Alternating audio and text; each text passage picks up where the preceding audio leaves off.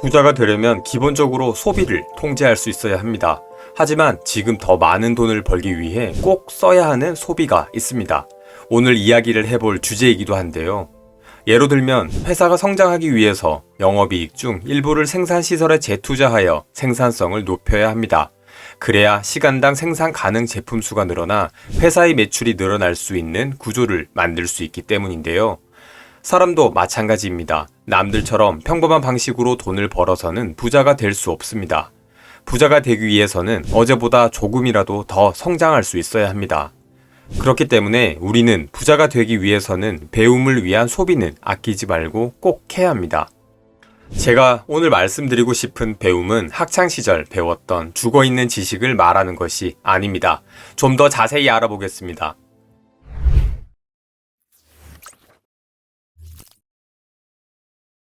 부자가 되려면 배움에는 돈을 아끼지 말아야 합니다. 배움은 어떤 분야에서든 자신의 능력을 가장 빨리 성장시킬 수 있는 방법이기 때문입니다. 인류의 조건의 저자 사이토 다카시 교수는 전문가의 방식과 행동을 관찰하고 그 기술을 훔쳐 내 것으로 만드는 것이 한 분야의 인류가 되는 대원칙이라고 이야기했습니다. 사실 거창하게 권위자의 말을 빌리지 않더라도 일상에서 배움의 강력함을 느끼며 살아가고 있습니다. 만약 햄버거 가게를 운영하고 있다고 가정해보겠습니다. 요즘 시대는 SNS를 통한 온라인 마케팅으로 손님을 모으는 시대입니다. 하지만 내가 아는 홍보 방법은 길에서 전단지를 뿌려서 손님을 모으는 거라면 어떨까요? 우직하고 성실하게 길거리에서 아침부터 밤까지 전단지를 나눠줘야 할까요? 그렇지 않죠. SNS로 가게 홍보하는 게 훨씬 더 효과적이라면 당연히 SNS 마케팅법을 배워야 합니다. 배울 방법이 없다면 전문가에게 돈을 주고라도 배워야 합니다. 자신이 알고 있는 방식으로만 승부를 보려고 하는 것은 마차로 자동차를 이기려고 하는 것과 다르지 않을 겁니다. 또 장사가 잘 되는 햄버거 가게에 방문해서 어떻게 장사를 하는지, 메뉴는 어떤 게 있는지, 서비스는 어떤지, 가격은 어떤지 등 시장 조사를 통해 벤치마킹해야 할 것들을 찾아서 내 것으로 만들어야 합니다. 이렇게 돈을 써서라도 검증된 최고의 방법을 익히는 것은 미래를 위한 투자입니다. 미국의 작가 마크 트웨이는 만약 당신이 가진 도구가 망치 하나라면 당신은 모든 문제를 못으로 보게 될 것이다 라는 말을 했습니다. 내가 망치를 가지고 있기 때문에 작은 고리를 못으로 착각하기도 하고 심지어 구멍을 못이라고 완전히 잘못 보게 될 수도 있다는 겁니다. 배움의 기본은 자신의 고정관념을 계속해서 깨트려 나가는 것이기도 합니다. 만약 우리가 부동산 투자를 한다면 어떨까요? 부자 아빠 가난한 아빠의 저자인 로버트 기요사키는 책에서 자신의 일화를 소개합니다. $500를 내고 부동산 경매 강의를 배웠다. 그리고 그 기술 가지고 수십만 달러를 벌었다고 말이죠. 핵심은 돈이 들더라도 내가 목표한 곳에 정확하고 빠르게 도달하는데 배움이 꼭 필요하다는 것입니다. 자산가들도 예외일 수는 없습니다. 돈을 아끼겠다고 하다 보면 오히려 시간을 더 쓰고 결과적으로는 돈을 더 써서 결국에는 가난해지는 악순환이 일어날 수 있습니다. 요즘 유튜브나 클래스101 등 플랫폼들이 활성화가 되어 있어서 무료나 적은 돈으로 원하는 것을 얼마든지 배울 수 있습니다. 또 우리가 배워야 하는 이유는 우리가 살고 있는 이 시대가 엄청난 속도로 변화하고 있기 때문입니다. 새 시대에 적응하기 위해서는 새로운 지식과 시야를 얻어야 합니다. 2010년도 스마트폰이 나온 뒤로 세상은 훨씬 더 급격하게 변해오고 있습니다. 스마트폰이 나오고 나서 스마트폰으로 언제든지 미디어를 볼 수 있는 플랫폼이 탄생하기 시작합니다. 영원할 것만 같았던 공중파 중심의 미디어 생태계는 붕괴하기 시작합니다. 또 온라인 유통업의 성장이 시작되면서 지역 소상공인들은 매출에 큰 타격을 입습니다.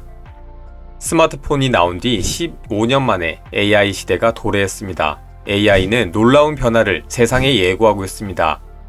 한 가지 예를 들어보겠습니다. 미국 종합금융사인 골드만삭스는 딥러닝 기술이 탑재된 인공지능 켄쇼를 도입합니다. 켄쇼는 월스트리트에서 가장 많은 연봉을 받던 600명의 트레이더가 한 달 가까이 처리해야 하는 일을 고작 3시간 20분 만에 끝냈다고 합니다. 그것도 600명을 합한 것보다 몇 배는 일을 더 잘해서 회사에 막대한 이익을 안겨주었습니다. 그 결과 트레이더 600명 중 2명을 제외한 598명은 해고를 당하게 됩니다. 남은 2명은 인공지능의 업무를 보조할 인력으로 남겨졌습니다. 한마디로 남은 2명은 인공지능의 지시를 받는 처지로 전락한 것입니다. 이런 격변의 시대 앞에 배움을 멈추는 것은 스스로 사망 선고를 내리는 것과 다를 게 없습니다. 자신이 가지고 있는 편협한 지식이 전부라는 우물한 개구리의 자세를 버리지 않으면 변화에 끌려다닐 수밖에 없습니다. 여러분, 배움에 돈 쓰는 것을 아까워하지 마시기 바랍니다. 사실 요즘은 돈을 안 들이고도 유튜브나 구글링을 통해서 얼마든지 무료로 지식을 배우고 지혜를 익힐 수 있습니다. 마지막으로 배움의 가장 효과적인 도구 하나를 추천해 드리려고 합니다. 그것은 바로 책입니다. 인류 사회에 가장 큰 공헌을 한 발명품이 무엇이냐고 묻는다면 저는 책이라고 생각합니다.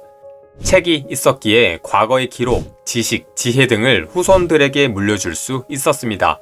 지금도 책들은 현 시대를 살고 있는 우리에게 수많은 지식과 지혜를 전하기 위해 존재하고 있습니다. 어떤 책은 한 인간의 평생의 깨달음을 담아놓은 책도 있습니다.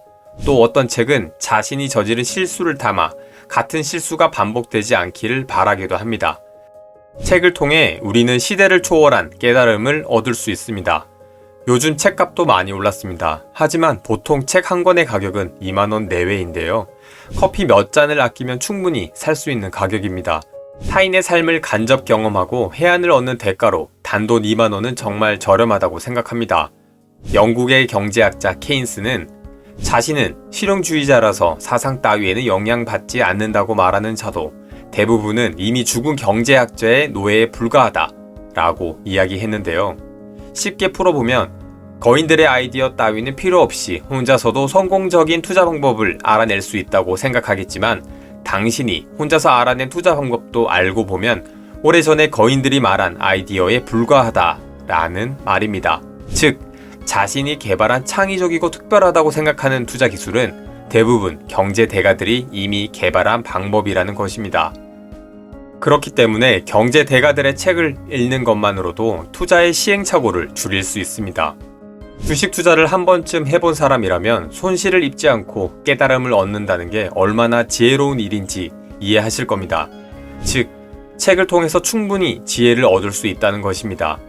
오늘 돈을 써서라도 해야 되는 소비, 배움에 대해 이야기를 해봤습니다. 배움에 쓰는 돈은 우물의 마중물과 같은 역할을 합니다. 더 많은 돈을 벌어다 주는 역할을 하기 때문입니다. 뿐만 아니라 자기 자신을 알아가는 과정이 되기도 합니다. 공자는 배움이란 더 많은 것을 알아가는 과정이 아니라 무지를 자각하고 더 배워야 할 것을 발견해 나가는 과정이라고 했습니다. 오늘도 여러분들의 풍요로운 삶을 응원합니다.